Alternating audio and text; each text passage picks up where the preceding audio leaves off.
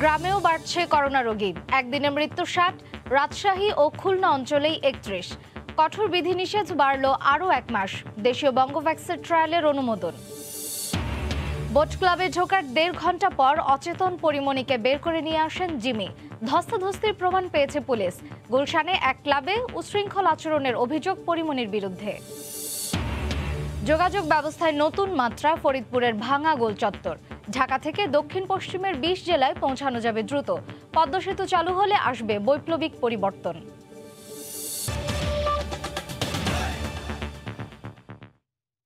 দেখছিলেন শিরোনাম, প্রবাসের সময়, সঙ্গে আছি আমি মার্জিয়া শ্রেয়া। শহর ছাড়িয়ে গ্রামেও বাড়ছে করোনা রোগী। ২৪ ঘন্টায় সারা দেশে মারা গেছেন ৬০ জন। এদের মধ্যে রাজশাহী ও খুলনা অঞ্চলেই ৩১ জন। তাদের বেশিরভাগই গ্রামাঞ্চলের। সংক্রমণ বাড়তে থাকায় অনেক হাসপাতালে স্বাস্থ্যকর্মী বাড়িয়ে চলছে সেবা। রিপোর্টার ও প্রতিনিধিদের পাঠানো তথ্য ও ছবিতে রিপোর্ট। দফায় দফায় বিধিনিষেধ বাড়লেও কমছে না দেশে করোনা সংক্রমণের পরিস্থিতি। শহর ছাড়িয়ে এখন গ্রামেও হানা দিয়েছে। প্রতি ঘন্টাতেই হাসপাতালে বাড়ছে রোগী আসার সংখ্যা, যার বেশিরভাগই গ্রামের। আর এতেই ভাবনা বাড়ছে। সারা দেশে ৫৫ দিন পর সবচেয়ে বেশি শনাক্ত আজ, আর মৃত্যু ৪৪ দিন পর সর্বোচ্চ। সংক্রমণের হটস্পট রাজশাহী বিভাগে গত ২৪ ঘন্টায় ১৭ জন মারা গেছেন। আর রাজশাহী মেডিকেল হাসপাতালের করোনা ইউনিটে শেষ ২৪ ঘন্টায় ১৩ জনের প্রাণহানি হয়েছে। এর মধ্যে ৫ জন করোনায় ও ৮ জন উপসর্গ নিয়ে মারা যান। বিভিন্ন গ্রাম থেকেও আসতেছে, শহরের মধ্যেও যারা আছে তারাও আসতেছে। মানে যারা লোয়ার ইনকাম গ্রুপের সংখ্যাটা একটু আমার কাছে মনে হচ্ছে দিনে দিনে একটু বাড়ছে। রাজশাহী ছাড়াও সংক্রমণের ঊর্ধ্বগতি খুলনা, যশোর, চাঁপাইনবাবগঞ্জ, চট্টগ্রাম, সাতক্ষীরায়। ঝুঁকি বাড়ছে সীমান্তবর্তী ঠাকুরগাঁও, দিনাজপুর, চুয়াডাঙ্গা, ঝিনাইদহ ও কুড়িগ্রামে। সাতক্ষীরায় সবচেয়ে বেশি, ৫৩% উপরে শনাক্তের হার। এদিকে লকডাউন না মানায় খুলনার পাইকগাছায় অভিনব উদ্যোগ নিয়েছে প্রশাসন। মাস্ক না পরে ঘুরে বেড়ালেই জরিমানা হিসেবে নমুনা পরীক্ষা করা হচ্ছে। আর এতেই কারো কারো শরীরে মিলছে করোনা ভাইরাসের উপস্থিতি। খুলনা অঞ্চলে একদিনে করোনায় ১৪ জনের মৃত্যু, নতুন করে আক্রান্ত ২২২ জন। সাপোর্টিং স্টাফ আরও কিছু বেশি থাকলে রোগীদের সার্ভিস দেওয়া আমাদের জন্য আরও বেশি সুবিধাজনক হতো। ভারতীয় ডেল্টা ধরনের সংক্রমণ পাওয়ার পর থেকেই উদ্বেগ উৎকণ্ঠা বাড়ছে চট্টগ্রামে। গত ২৪ ঘন্টায় বিভাগটিতে ৮ জনের মৃত্যু হয়েছে, শনাক্ত হয়েছে ৩৬৮ জন। লকডাউনেও লাগাম টানা যাচ্ছে না যশোরে করোনা আক্রান্ত ও মৃত্যুর সংখ্যা। একদিনে করোনায় মারা গেছে ৫ জন, নতুন করে শনাক্ত ২০৪ জন। সাতক্ষীরায় দফায় দফায় লকডাউনের পরও ঊর্ধ্বগতির সূচক কোনোভাবেই নামছে না। গত ২৪ ঘন্টায় উপসর্গ নিয়ে ৪ জনের মৃত্যু হয়েছে। প্রতিদিনের মতো সংক্রমণ হার অর্ধেকের উপরে। বাইরে থেকে যে রোগীগুলো আসছে সে রোগী রাখার জায়গা নাই এখানে। এদিকে ২৪ ঘন্টায় বরিশাল বিভাগে কারো প্রাণহানি না হলেও সিলেট ও রংপুর বিভাগে ১০ জন মারা গেছেন। লাবিব হাসান, সময় সংবাদ। এদিকে করোনা পরিস্থিতি নিয়ন্ত্রণে দেশব্যাপী চলমান বিধিনিষেধ আরও ১ মাস বাড়িয়ে আগামী ১৫ জুলাই পর্যন্ত নির্ধারণ করা হয়েছে। জনপ্রশাসন মন্ত্রণালয় থেকে জারি করা প্রজ্ঞাপনে জানানো হয়, স্বাস্থ্যবিধি মেনে চলাচল করবে যানবাহন।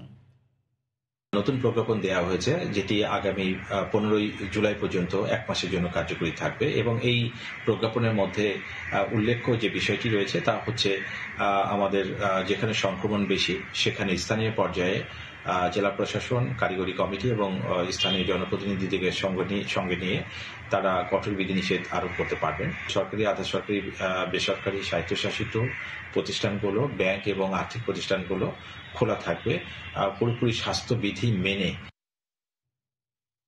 অবশেষে জট খুলল গ্লোব বায়োটেকের তৈরি বঙ্গভ্যাক্সের।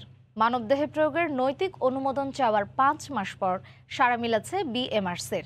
বুধবার প্রতিষ্ঠানটির পক্ষে জানানো হয়, মানবদেহে প্রয়োগের আগে শিম্পাঞ্জির শরীরে প্রয়োগের শর্ত দিয়েই সিদ্ধান্ত হয়েছে গ্লোবের বিষয়। শর্ত মেনেই প্রক্রিয়া শুরুর কথা ভাবছে গ্লোব। অপেক্ষার পালা শেষ।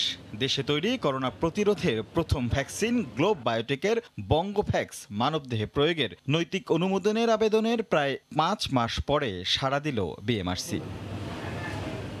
আপাতত শর্ত সাপেক্ষে অনুমোদনের সিদ্ধান্ত হয়েছে। সে অনুসারে মানবদেহে প্রয়োগের আগে প্রয়োগ করতে হবে শিম্পাঞ্জির দেহে। ফেজ 1 ট্রায়ালের আগে বানর বা শিম্পাঞ্জির উপর পরীক্ষা করতে হবে, অর্থাৎ এটা বিএমআরসির একটা নিয়ম। এই নিয়ম নীতি মেনে করলে পরে আমরা অনুমোদন দিতে পারবো। আমরা প্রত্যেক সিআরওকে অচিরেই চিঠি দিয়ে এটা জানিয়ে দেব। এই মুহূর্তে জমে থাকা বরফ গলেছে তাতেই খুশি গ্লোব। তবে দেশের মধ্যে এই পরীক্ষা সম্ভব নয়, তাই যেতে হবে অন্য দেশে। বাড়তি খরচ হবে $1 থেকে $1.5 মিলিয়ন, আর লাগবেও প্রায় অতিরিক্ত 2 মাস। গভর্নমেন্ট মনে করছে যে না, এটা করা উচিত, আমরা করবো, এটাতে আমাদের কোনো অসুবিধা নাই। আমরা অলরেডি বাইরে যোগাযোগ শুরু করছি, কারণ এই বানানোর টেস্ট সাধারণত আমাদের বাংলাদেশে কোনো হয় না, বাংলাদেশে হয় না, ইন্ডিয়াতে 2টাতে হয়, একটা রিগ্রেট করে দিয়েছে, বাংলাদেশের কাজ করবে না, তারা আরেকটা চেষ্টা করছে, যদি না হয় তাহলে আমরা আমেরিকার দিকে আমাদেরকে যাইতে হবে। তবে সিনথেটিক ভ্যাকসিন হওয়ায় বঙ্গোভ্যাক্স তৈরিতে সময় লাগবে না। প্রতি মাসে গ্লোবের উৎপাদন সক্ষমতা কোটি ডোজ, খরচ পড়বে ডোজ প্রতি $10। আমরা $10-12 ভিতরে পারবো দেশের লোক, বাংলাদেশের জন্য। ইন্টারন্যাশনাল ধরেন মডার্না বিক্রি করে $38-40, সেক্ষেত্রে তো ওদের $70 পড়ে। আমরা যদি $20 ইন্টারন্যাশনাল মার্কেটে বিক্রি করি বা $30 বিক্রি করি, এটা আমাদের তাও কম। দেশে তৈরি প্রথম এই ভ্যাকসিন 1 ডোজেই করোনা ভাইরাসের বিরুদ্ধে অ্যান্টিবডি তৈরিতে সক্ষম। এই ভ্যাকসিন ভারতীয় ভ্যারিয়েন্টের বিরুদ্ধেও সমান কার্যকর বলে জানিয়েছে গ্লোব বায়োটেক। রাশেদ লিমন, সময় সংবাদ, ঢাকা। এর আগে স্বাস্থ্যমন্ত্রী জাহিদ মালেক জানিয়েছেন, প্রয়োজনীয় প্রক্রিয়া অনুসরণ করেই বঙ্গোভ্যাক্স ভ্যাকসিন ট্রায়ালের অনুমতি দেবে সরকার। বুধবার দুপুরে সচিবালয়ে সাংবাদিকদের প্রশ্নের জবাবে তিনি এ তথ্য জানান। মন্ত্রী বলেন, কোভ্যাক্সের মাধ্যমে আগামী আগস্ট মাসে অ্যাস্ট্রাজেনেকার 10 লাখ ডোজ টিকা পাওয়ার কথা রয়েছে। আমাদের লোকাল যে কোম্পানিগুলো আছে তাদেরকে অবশ্যই আমরা সহযোগিতা করতে চাই। যে প্রোটোকলগুলো আন্তর্জাতিকভাবে স্বীকৃত, সেই প্রোটোকলগুলো কমপ্লিট না করে আসলে আপনি কখনোই টিকা দিতে পারবেন না, কারণ আমরা আমাদের মানুষকে তো ঝুঁকিতে ফেলতে পারবো না। কাজেই আমাদের সেই ট্রায়ালগুলো যদি কমপ্লিট করে আসে এবং সেগুলো যদি অ্যাকসেপ্টেড হয় সঠিক যারা সংস্থা আছে তাদের মাধ্যমে, তখনই তারা হিউম্যান ট্রায়ালের অনুমোদন পাবে। তার আগে তো আমাদের পক্ষে দেওয়া সম্ভব নয়। আগস্ট মাসে 10 লক্ষ অ্যাস্ট্রাজেনিকা টিকা, কোভ্যাক্স টিকা আমরা পাবো, সেই চিঠি আমাদেরকে দিয়েছে, আমরা পেয়েছি। অন্য প্রসঙ্গ, বোট ক্লাবেই অচেতন হয়ে পড়েছিলেন চিত্রনায়িকা পরিমণি। সেখান থেকে দ্রুত তাকে কোলে তুলে দৌড়ে বেরিয়ে আসেন কস্টিউম ডিজাইনার জিমি। বোট ক্লাবের সিসি ক্যামেরায় ধরা পড়েছে এ দৃশ্য। পুলিশ বলছে, ক্লাবে পরিমণি ধস্তাধস্তির যে বর্ণনা দিয়েছেন তার সত্যতা মিলেছে। তবে ধর্ষণের চেষ্টা করা হয়েছে কিনা তা তদন্ত করে দেখা হচ্ছে। 9 জুন রাত 12:22 ঢাকা বোট ক্লাবের সামনে এসে দাঁড়ায় একটি কালো রঙের প্রাইভেট কার। নামতে দেখা যায় চিত্রনায়িকা পরিমণি, অমি ও জিমিকে। একটু পর গাড়ি থেকে নামেন ছোট বোন বনি। এর পেছনে ছিল সাদা রঙের আরেকটি গাড়ি। গাড়ি থেকে নেমে ক্লাবের রিসিপশন অতিক্রম করে তাদের ভেতরে প্রবেশ করতে দেখা যায়। 1.5 ঘন্টা পর পরিমণিকে অচেতন অবস্থায় কোলে নিয়ে বের হতে দেখা যায় জিমি ও এক নিরাপত্তা কর্মীকে। পেছন পেছন বেরিয়ে যান অমি। ক্লাবে কালো রঙের গাড়িতে এলেও বাইরে এসে সাদা রঙের একটি প্রাইভেট কারে উঠতে দেখা যায় তাদের। সেখান থেকে 3:52 বনানী থানায় আসেন পরিমণি। জিমির কাঁধে ভর করে প্রবেশ করেন ডিউটি অফিসারের কক্ষে। কিছুক্ষণ পর সেখান থেকেও বেরিয়ে যান তারা। পুলিশ সেখান থেকে অচেতন পরিমণিকে এভারকেয়ার হাসপাতালে পাঠিয়ে দেয়। শারীরিকভাবে অসুস্থ পরিমণি যখন গভীর রাত্রিতে থানাতে যায়, তখন ওনার ডিজায়ার এবং পুলিশের বিবেচনায়ও তাকে প্রাথমিকভাবে স্বাস্থ্য পরীক্ষা এবং স্বাস্থ্যসেবা পাওয়ার জন্য এটাই যুক্তিযুক্ত ছিল বলে পুলিশ তাকে স্কট করে হসপিটাল পর্যন্ত প্রেরণ করেছে। বোট ক্লাবে পরিমণির সঙ্গে ধস্তাধস্তি হওয়ার সত্যতা পেয়েছে পুলিশ।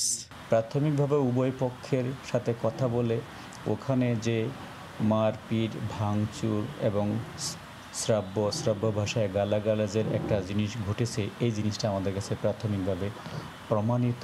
পুলিশ বলছে, পরিমণির সঙ্গে ঘটে যাওয়া ঘটনায় মিডিয়া ট্রায়ালের কোনো সুযোগ নেই। বুলবুল রেজা, সময় সংবাদ, ঢাকা। এদিকে বোট ক্লাবের ঘটনার মাত্র 2 দিন আগে 8 জুন গুলশানের অল কমিউনিটি ক্লাবে পরিমণি উশৃঙ্খল আচরণ করেছেন বলে অভিযোগ উঠেছে।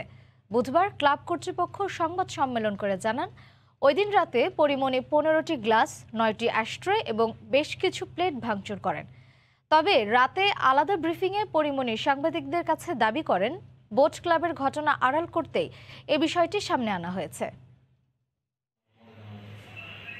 8 জুন রাত 1:41 গুলশান 1-এর 137 নম্বর সড়কের 2 নম্বর বাড়ির অল কমিউনিটি ক্লাব লিমিটেডে আসেন চিত্রনায়িকা পরিমণি। সঙ্গে ছিলেন তার 3 জন সঙ্গী। লিফটের জন্য অপেক্ষায় থাকা তারা প্রত্যেকেই কিছুটা খোশ মেজাজে ছিলেন এ সময়। এমনকি পরিমণি তার একজন পুরুষ সঙ্গীকে পরিয়ে দেন তার চোখের চশমাটিও। সেখানে খুনসুটির এক পর্যায়ে আরেক পুরুষ সঙ্গীকে লাথিও মারতে দেখা যায় পরিমণিকে। কিছু সময় পর পরিমণি লিফটের সামনে থেকে সরে গিয়ে আবার ফিরে আসেন। এ সময় তার সঙ্গে থাকা ব্যক্তির কাছ থেকে ড্রিঙ্কসের ক্যান হাতে নিয়ে একসঙ্গে লিফটে ওঠেন তারা সবাই। ক্লাবের উপরে ওঠেন 1:43 এরপর ভেতরে প্রায় 1 ঘন্টা সময় কাটানোর পর রাত 2:38 পরিমণি একাই তাড়াহুড়ো করে লিফটের সামনে আসেন বেরিয়ে যাওয়ার জন্য। এ সময় তাকে অনেকটা ক্ষুব্ধ দেখা যায়। এরপর বাকি 3 জনও পরিমণির সঙ্গে বেরিয়ে যান। বাইরে রাখা গাড়িতে ওঠার পর ক্লাবের নিরাপত্তার দায়িত্বে থাকা কয়েকজন সিকিউরিটি কর্মী বেরিয়ে আসেন। এ ঘটনার পর বুধবার সন্ধ্যায় ক্লাব কর্তৃপক্ষ সংবাদ সম্মেলন করে জানান পরিমণি ওই রাতে ক্লাবে উচ্ছৃঙ্খল আচরণ করেন। এ ঘটনায় ক্লাব কর্তৃপক্ষ আইনি ব্যবস্থা নেবে বলেও জানান ক্লাবটির সভাপতি। রাত অনেক হয়ে গিয়েছে, আপনারা চলে যান। তারপরে ওনারা অকস্মাৎ ক্ষিপ্ত হয়ে যান, চেঁচামেচি শুরু করেন এবং গ্লাস অ্যাস্ট্রে ছুঁড়ে মারতে থাকেন। ওকে চিন্তামো না জানতামও না। পরে আমরা শুনেছি যে ওনার একজনের নাম পরিমণি। এদিকে বুধবার রাতে বনানীর নিজ বাসায় চলচ্চিত্র অভিনেত্রী পরিমণি অভিযোগ করে সাংবাদিকদের বলেন মূল ঘটনা আড়াল করতে গুলশানের অল কমিউনিটি ক্লাবের বিষয়টি সামনে নিয়ে আসা হয়েছে। যদি সেই 8 তারিখের ঘটনাই হয়ে থাকতো, 8 তারিখেই যদি জিডিটা হতো, তাহলে কোনো না কোনোভাবে আপনাদের কাছে তো পৌঁছাতো। আসলে আপনারা সবাই বুঝতে পারছেন। পুরো ঘটনার সঠিক তদন্তেরও দাবি জানান পরিমণি। তাজওয়ার মাহমিদ, সময় সংবাদ, ঢাকা। ঢাকা মাওয়া ভাঙা সুপার এক্সপ্রেসওয়ের ভাঙা গোল চত্বর মহাসড়ক যোগাযোগে যোগ করেছে নতুন মাত্রা। দেশের প্রকৌশল বিদ্যার এক অনন্য দৃষ্টান্ত। অসাধারণ নান্দনিক দেশের প্রথম এই এক্সপ্রেসওয়েতে কোনো প্রতিবন্ধকতা ছাড়াই চলে যাওয়া যাবে দ্রুত গতিতে। পদ্মা সেতু চালু হলে এর ব্যবহারে আসবে বৈপ্লবিক পরিবর্তন। নাসিরউদ্দিন উজ্জ্বলের রিপোর্ট, ছবি তুলেছেন আবু সাইদ। স্বপ্নের পদ্মা সেতু ঘিরে দুই পাশে 55 কিলোমিটার দীর্ঘ দেশের প্রথম সুপার এক্সপ্রেসওয়ে। সড়কটির নান্দনিকতার চমৎকার এক নিদর্শন ফরিদপুরের ভাঙা মোড়। যোগাযোগ ব্যবস্থায় নতুন দিগন্তের উন্মোচন করেছে এটি। প্রায় 11,000 কোটি টাকা ব্যয়ে নির্মিত ঢাকা মাওয়া ভাঙা এক্সপ্রেসওয়েটি গত বছরের 12 মার্চ প্রধানমন্ত্রী উদ্বোধন করেন। 4 লেনের এই সড়কের দুই পাশে 2টো সার্ভিস লেন করা হয়েছে। এই সার্ভিস লেন দিয়ে ধীরগতির যানবাহন চলাচল করছে। এখানে ওঠানামার জন্য কিছু নির্দিষ্ট পয়েন্ট রাখা হয়েছে। যাতায়াতের সুফলের পাশাপাশি সড়কটির আধুনিক নির্মাণ শৈলীতে মুগ্ধ যাতায়াতকারীরা। জায়গাটার নাম ভাঙা, কিন্তু এসে দেখি কিন্তু আশ্চর্যের বিষয় এটা ভাঙা না। এখানে এসে দেখতে মনে চায় আসলে জিনিসটা কত সুন্দর করছে। ভাঙ্গার 4 রাস্তার মোড়, এখন আর সেই ভাঙ্গা নাই, এখন হলো অনেক উন্নত হয়ে গেছে। এইখানের একটা যে ফিলিংস, আমার মনে হইতেছে আমি কোনো ইউরোপ কান্ট্রিতে দাঁড়ানো। মন খারাপ থাকলে খুব ভালো হয়ে যায়, এই জন্য এখানে বারবার আসি ঘুরতে। এই এক্সপ্রেসওয়ে নির্ধারিত সময়সীমার 3 মাস আগেই নির্মাণ কাজ সম্পন্ন করে। এক্সপ্রেসওয়েতে 5টি ফ্লাইওভার, 4টি রেলওয়ে ওভারব্রিজ এবং 4টি বড় সেতু রয়েছে। পদ্মা সেতু চালু হলে ভাঙা থেকে মাত্র 1 ঘন্টায় রাজধানীতে পৌঁছে যাবেন। খুলনা থেকে পদ্মা ব্রিজ উদ্বোধন হয়ে গেলে 2 থেকে আড়াই ঘন্টার ভিতরে ঢাকায় যেতে পারবো। দক্ষিণবঙ্গের মানুষের যে অর্থনৈতিক অবস্থা এবং জীবনযাত্রার মান, সেটার ব্যাপক পরিবর্তন হয়েছে। 4 দিক থেকে 4টি করে আলাদা সড়ক বেরিয়ে আসায় এক দিক থেকে অন্য দিকের সড়কে যাওয়া সহজ। 16টি পথের মিলন মেলায় পরিণত হয়েছে ভাঙা চত্বর। এখান থেকে অন্তত 20টি জেলায় যাতায়াত সম্ভব। ফরিদপুরের ভাঙা থেকে নাসিরউদ্দিন উজ্জ্বল, সময় সংবাদ। ব্যাংক থেকে কোটি টাকা ঋণ নিলেও সার্ভিস চার্জ 20,000 টাকার বেশি নেওয়া যাবে না। ব্যাংকগুলোকে এই নির্দেশনা দিয়েছে কেন্দ্রীয় ব্যাংক। ব্যাংক খাতের নিয়ন্ত্রক প্রতিষ্ঠানটি বলছে, নির্ধারিত ফিতে গ্রাহক সেবা নিশ্চিত করতে তদারকি করা হবে। এতে গ্রাহক ভোগান্তি কমবে বলে মনে করছেন খোদ ব্যাংক কর্মকর্তারাই। ঋণ নিয়ে অতিরিক্ত সুদ গুনে আসছেন এমন গ্রাহকের সংখ্যা অসংখ্য। এতদিন কেউ 1 কোটি টাকা ঋণ নিলে সার্ভিস চার্জ ও ভ্যাট হিসেবে 2 লাখ টাকা কেটে রেখে তাকে দেয়া হতো 98 লাখ টাকা, কিন্তু তাকে সুদ গুনতে হতো 1 কোটি টাকার ওপর। ব্যাংক ভেদে মাসুলের হার ভিন্ন থাকায় সুদের হারও বেড়ে অজান্তেই আর্থিকভাবে ক্ষতির শিকার হয়েছেন গ্রাহক। 2020 এর এপ্রিল থেকে যখন 9 এবং 6 ইন্টারেস্ট রেট নেমে আসলো, তখন ব্যাংকগুলি তাদের ইচ্ছে মতো বিভিন্ন চার্জেসগুলি কিন্তু অলমোস্ট ডাবল করে দিয়েছে, ফলে সুফল হয়নি তাতে।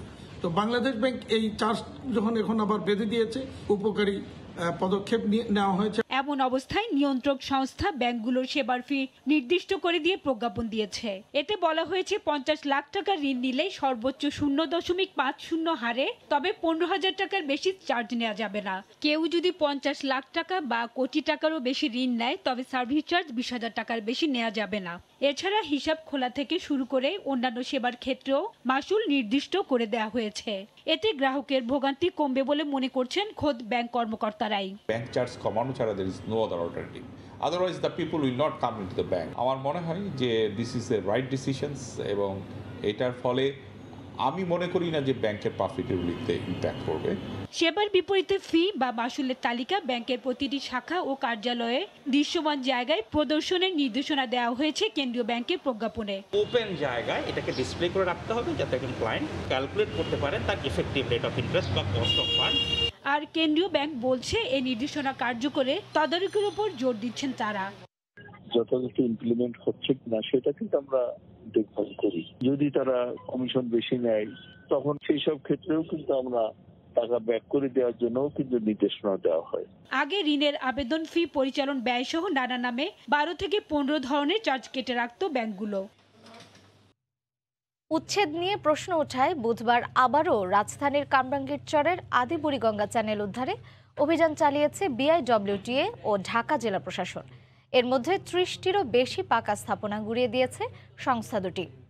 তবে ব্যক্তি দখলদার উচ্ছেদের পাশাপাশি আদিবুড়িগঙ্গার ভেতরের অংশ দখল করা বিভিন্ন সরকারি ও বড় বড় প্রতিষ্ঠানও উচ্ছেদের দাবি জানিয়েছে স্থানীয়রা।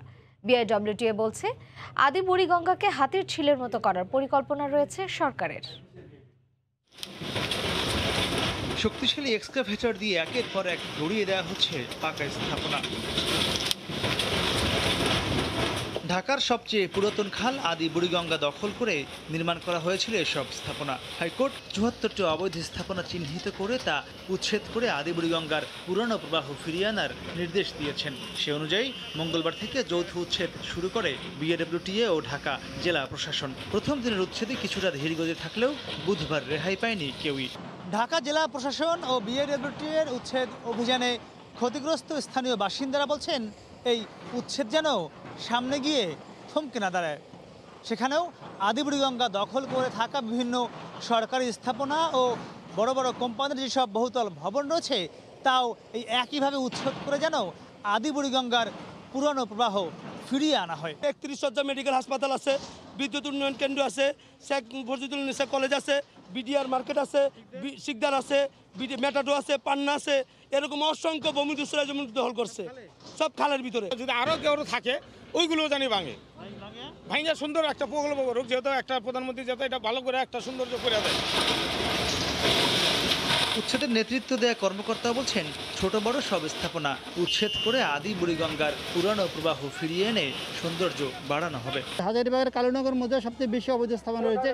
অবৈধ উচ্ছেদের পরে যে অংশ থাকবে পুরোটা অংশকেই হাতি ছিলের মতো একটি দৃষ্টিনন্দন এলাকায় পরিণত করা সরকারের উচ্চ পর্যায়ের পরিকল্পনা রয়েছে। আগামী সপ্তাহেও আদিবুড়িগঙ্গা দখল মুক্ত করার এই অভিযান অব্যাহত থাকবে। মাহমুদ রাকিব, সময় সংবাদ, ঢাকা।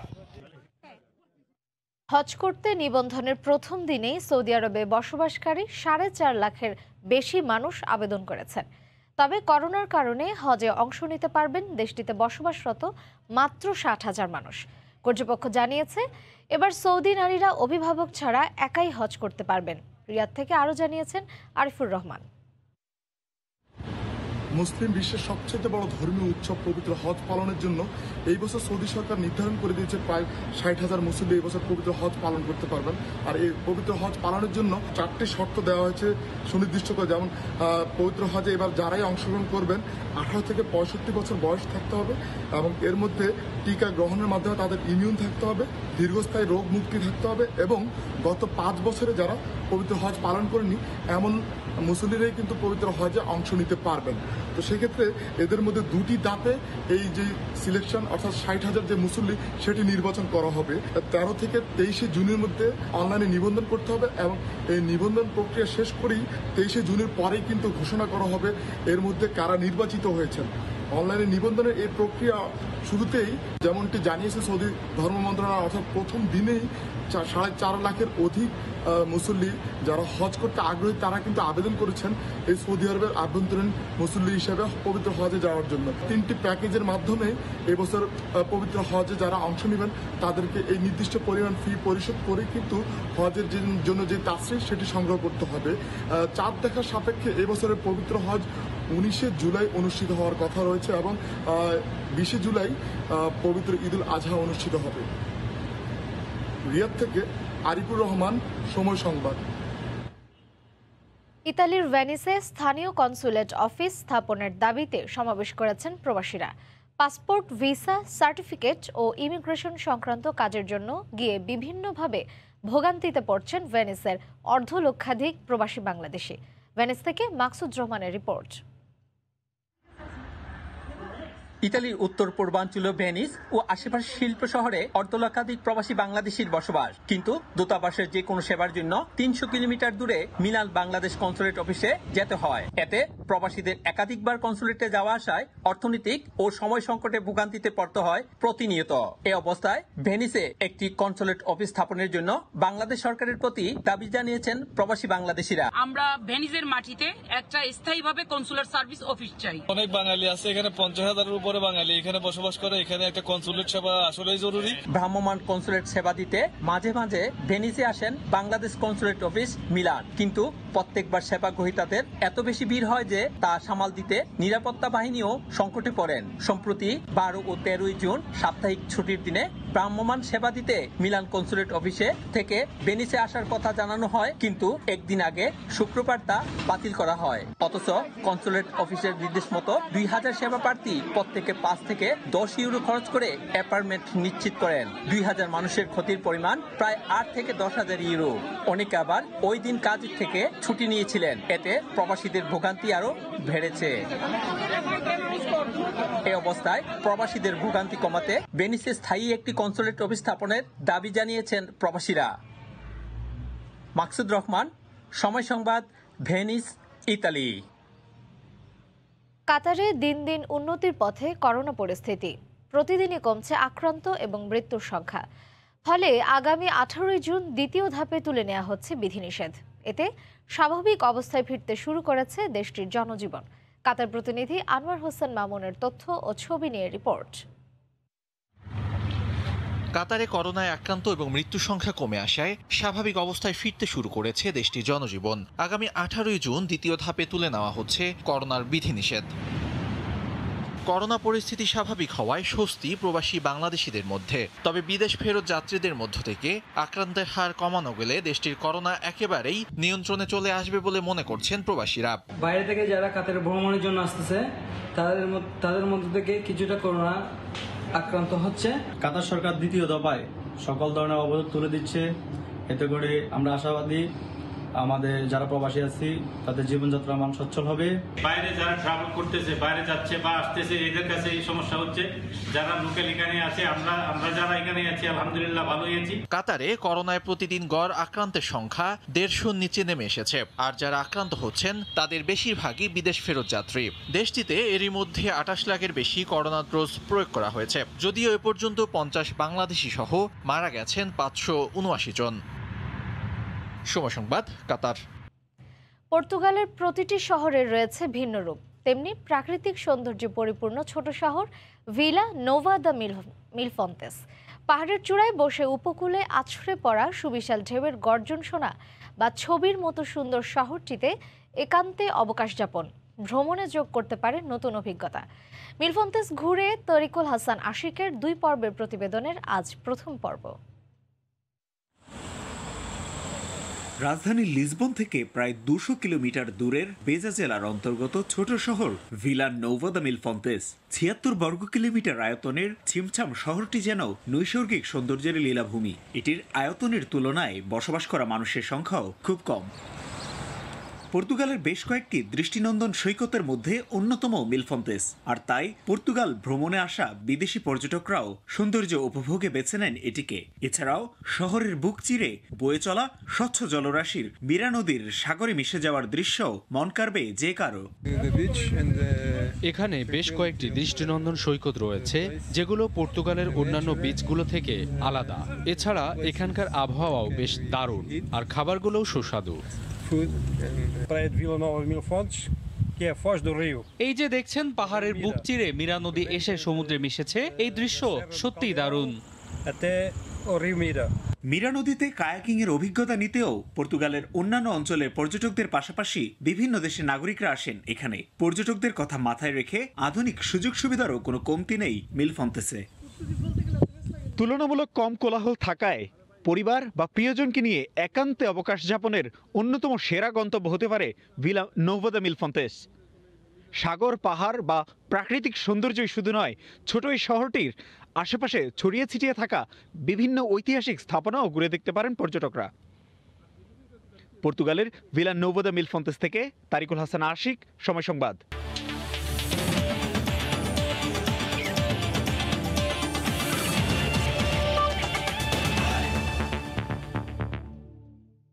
ঢাকা প্রিমিয়ার লিগের খবর। অবশেষে নিষেধাজ্ঞা কাটিয়ে প্রিমিয়ার লিগে ফিরছেন সাকিব আল হাসান। বিশ্বসেরা অলরাউন্ডার ফেরায় স্বস্তি প্রকাশ করেছে মোহামেডান কর্তৃপক্ষ। মিরপুরে বৃহস্পতিবার সন্ধ্যা ৬টায় মোহামেডান লড়বে গাজী গ্রুপ ক্রিকেটার্সের বিপক্ষে। এর আগে একই মাঠে দুপুর ১:৩০টায় সুপার 6 নিশ্চিত হওয়া আবাহনীর মুখোমুখি হবে লিজেন্ডস অব রূপগঞ্জ। এছাড়া এদিন সকাল ৯টায় তামিম ইকবালের প্রাইম ব্যাংকের প্রতিপক্ষ খেলাঘর। ৩ ম্যাচ নিষেধাজ্ঞা কাটিয়ে প্রিমিয়ার লিগে ফিরছেন সাকিব আল হাসান। বিশ্বসেরা অলরাউন্ডার ফেরার বিষয়টি তার ক্লাব মোহামেডানের জন্য ইতিবাচক খবরই বটে। এর মধ্যে ১০ ম্যাচে ১৩ পয়েন্ট নিয়ে টেবিলের ৪ থেকে সুপার 6 নিশ্চিত করেছে সাদা কালোরা। এবার ১১তম রাউন্ডের ম্যাচে মিরপুরে গাজী গ্রুপের বিপক্ষে মাঠে নামবে মোহামেডান স্পোর্টিং ক্লাব। গেল ম্যাচে খেলাঘরকে হারিয়ে ফুরফুরের মেজাজে ঐতিহ্যবাহী ক্লাবটি। সুপার 6 নিশ্চিত হওয়ায় নির্ভার দলের ক্রিকেটাররা, সেই সাথে সাকিব ফেরায় স্বস্তি প্রকাশ করেছে মোহামেডান কর্তৃপক্ষ। এটা আমরা নিশ্চিত হয়েছি ইনশাল্লাহ। কালকের ম্যাচটা যেহেতু আছে, আমরা চাই আর কি ও খেলুক। ক্লাব ম্যানেজমেন্ট এটা নিয়ে আজকে কালকেই আলাপ করে একটা সিদ্ধান্ত। এদিকে মিরপুরে লিজেন্ডস অফ রূপগঞ্জের বিপক্ষে লড়বে মুশফিকের আবাহনী। 10 ম্যাচে 14 পয়েন্ট নিয়ে সুপার 6 নিশ্চিত করেছে আকাশী নীলরা। যদিও নিজেদের সবশেষ ম্যাচে প্রাইম দলেশ্বরের কাছে হেরে কিছুটা ব্যাকফুটে আবাহনী, তারপরও 11তম রাউন্ডের ম্যাচে জয় পেতে বদ্ধপরিকর মুশফিক বাহিনী। আরেক ম্যাচে মিরপুরে তামিম ইকবালের প্রাইম ব্যাংকের মুখোমুখি হবে খেলাঘর। 10 ম্যাচে 16 পয়েন্ট নিয়ে টেবিলের শীর্ষে থেকে সুপার 6-এ পা রেখেছে প্রাইম ব্যাংক ক্রিকেট ক্লাব। জয়ধারা বজায় রাখার প্রত্যয় তামিম বাহিনীর। এদিকে বিকেএসপিতে আশরাফুল সোহানদের শেখ জামাল ধানমন্ডি ক্লাবের বিপক্ষে মাঠে নামবে ব্রাদার্স ইউনিয়ন। 10 ম্যাচে 12 পয়েন্ট নিয়ে সুপার 6 নিশ্চিত হওয়ায় আত্মবিশ্বাসী ধানমন্ডি জায়ান্টরা। ইস্তেক দীপু, সময় সংবাদ, ঢাকা। সিটি গ্রুপের পৃষ্ঠপোষকতায় আর্চারি বিশ্বকাপ স্টেজ 3 খেলতে বৃহস্পতিবার ফ্রান্স যাবে 11 সদস্যের বাংলাদেশ আর্চারি দল। সুইজারল্যান্ডে ফাইনাল খেলায় দলের উপর প্রত্যাশা বেড়েছে, তবে ফ্রান্সে অনেক কঠিন প্রতিপক্ষ হওয়ায় ভালো করা চ্যালেঞ্জিং হবে মনে করেন কোচ মার্টিন ফেডরিক। কঠিন হলেও দলীয় রিকার্ভ দলগত ইভেন্টে অলিম্পিকে কোটা পাওয়ার প্রত্যাশা ফেডারেশন কর্তাদের। রোমান্দিয়ারা আশা দেখাচ্ছেন। বিশ্ব আর্চারি স্টেজ 2-তে ফাইনাল খেলে এসেছেন। নতুন মিশন ফ্রান্স আর্চারি বিশ্বকাপ স্টেজ 3। লড়াইটা কঠিন, প্রতিপক্ষ নেদারল্যান্ড, ফ্রান্স, ইতালির মতো বড় দল। ফ্রান্সের লড়াইটা বিশ্বকাপের সাথে আছে অলিম্পিকে কোটা প্লেস করারও। রোমান সানার নেতৃত্বে 4 পুরুষ এবং 4 নারী আর্চার যাচ্ছেন প্যারিসে। 18 থেকে 21 জুন হবে অলিম্পিক বাছাই। এরপর 27 জুন পর্যন্ত চলবে বিশ্বকাপের ম্যাচ। কোচের আশা ইতিবাচক খেলার। আর্চারি বিশ্বকাপ স্টেজ 2-তে ফাইনাল খেলায় দলের উপর এখন প্রত্যাশা বেড়েছে। তবে এটাও মনে রাখতে হবে স্টেজ 2-তে প্রতিপক্ষ কারা। সবাই আমাদের থেকে এগিয়ে, লড়াইটা কঠিন হবে। আমি ছেলেদের নিয়ে টঙ্গীতে নিয়মিত অনুশীলন করেছি, যদিও বৃষ্টির কারণে অনেকটা সময় ব্যাঘাত ঘটেছে। তবে ওরা আত্মবিশ্বাসী, একটু চাপ আছে বড় মঞ্চের। আশাবাদী আমি ইতিবাচক কিছু হবে। ওয়ার্ল্ড চ্যাম্পিয়নশিপে স্বর্ণ জিতে অলিম্পিকে সরাসরি খেলা নিশ্চিত হয়েছে আর্চার রোমান সানার। এবার দলগত ইভেন্টে অলিম্পিকে সরাসরি খেলার সুযোগ, তবে খেলতে হবে নিজেদের সেরাটা। ফেডারেশন কর্তারা আশাবাদী দলগত ইভেন্টেও সরাসরি অলিম্পিক নিশ্চিতের ব্যাপারে। দীর্ঘদিন অবশ্যই অনুশীলন করে আসছি এবং সুইজারল্যান্ডে যে আমাদের সফলতা এবং যে এক্সপেরিয়েন্স, যে অভিজ্ঞতা আমাদের হয়েছে, প্লেয়ারদের যেটা হয়েছে, সেটাই অবশ্য আমাদের এই নেক্সট যেটা প্যারিসে খেলবে সেখানে অভিজ্ঞতা সেখানে কাজে লাগবে। তীর গো ফর গোল্ডের অধীনে সিটি গ্রুপ যে আমাদেরকে সহায়তা দিয়ে আসছে, সেটার সাথে আসলে তুলনা করার আর কেউ নেই। বেস্ট 3 and 3 ফাইনাল ইভেন্টে কোয়ালিফাই করার জন্য লড়াই করব আমরা। অনেক বড় বড় দেশ তারা কিন্তু কোয়ালিফাই করে নাই। এটা যে আমাদের জন্য খুব একটা সহজতর হবে এটা আমরা বলতে পারছি না। স্টেজ 2-তে আমাদের যে ধরনের সফলতা ছিল, আমরা আশা করি আমাদের স্টেজ 3-তেও এরকম কিছু একটা করবে। না করলেও আমরা মানে দুঃখের কিছু নেই, কারণ আমাদের আর্চাররা পোটেনশিয়াল আমরা সবাই জানি, তারা যে কোনো সময় যে কোনো কিছু করে ফেলতে পারে। ফ্রান্সে আর্চারি বিশ্বকাপ স্টেজ 3-তে অংশ নিচ্ছে বিশ্বের প্রায় 51টি দেশ, যেখানে শুধু রিকার্ভ ইভেন্টে অংশ নেবে বাংলাদেশ। তারেক হাসান শিমুল, সময় সংবাদ, ঢাকা। এ পর্যায়ে শিশু সংবাদ জানিয়ে দিচ্ছি আরও একবার। গ্রামেও বাড়ছে করোনা রোগী, একদিনে মৃত্যু 60, রাজশাহী ও খুলনা অঞ্চলেই 31। কঠোর বিধিনিষেধ বাড়ল আরও 1 মাস, দেশীয় বঙ্গভ্যাক্সের ট্রায়ালের অনুমোদন। বোট ক্লাবে ঢোকার 1.5 ঘন্টা পর অচেতন পরিমণিকে বের করে নিয়ে আসেন জিমি। ধস্তাধস্তির প্রমাণ পেয়েছে পুলিশ। গুলশানে এক ক্লাবে উশৃঙ্খল আচরণের অভিযোগ পরিমণির বিরুদ্ধে। এই ছিল প্রবাসের সময়, সঙ্গে থাকুন সময়ের।